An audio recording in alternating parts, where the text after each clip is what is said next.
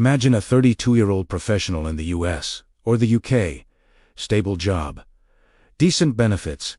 Not reckless with money. They earn what most would call a good salary. After tax, maybe $4,500 a month in the US or £2,800 in the UK. They pay rent, a car or transport, utilities, food, a few subscriptions.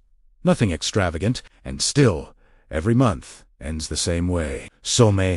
Money left, but not much margin, not much breathing room, not much progress. They're not struggling day to day, but every year feels tighter than the last. Let's slow this down with simple math. A decade ago, a good salary assumed flexibility. Today, most of it gets pre-assigned before you even touch it. Rent or mortgage takes the largest share.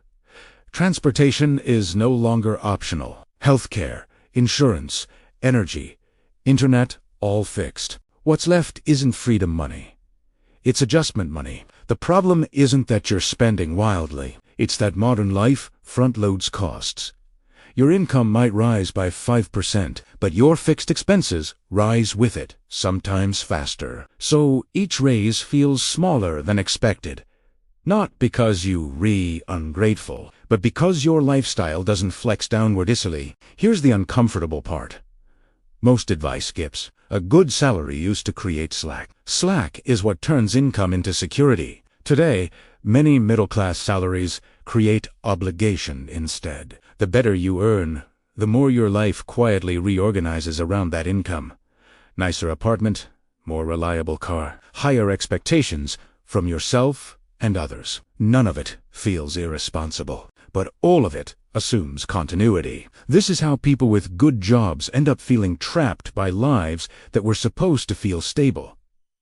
There's also a psychological shift happening. You're no longer comparing yourself to the past. You're comparing yourself to peers and to visibility. Social media, workplace culture, even housing markets redefine what doing well looks like. So a good salary doesn't feel like success. It feels like maintenance, like staying in place while running. That creates a low-grade financial anxiety, not fear, but pressure. Pressure to keep earning.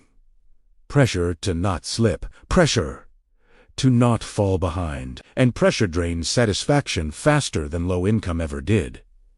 Over time, this has consequences. People delay rest because stepping back feels risky. They stay in roles they've outgrown because flexibility is expensive. They avoid change, not because they lack ambition, but because they lack margin.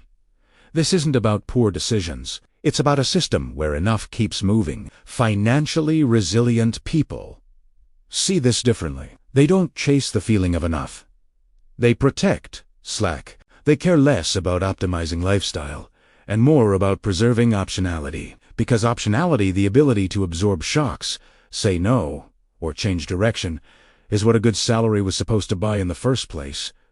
Not just nicer things, but quieter minds. So if a good salary doesn't feel like enough, it doesn't mean you failed. It means the definition of enough quietly changed around you. A useful question is simple. If your income stayed the same for the next 2 years, would your life still feel stable or fragile? If this helped clarify something you've been feeling, a like helps more people find calmer conversations about money. And if you want more grounded thinking on modern finances, consider subscribing to Value Tricks.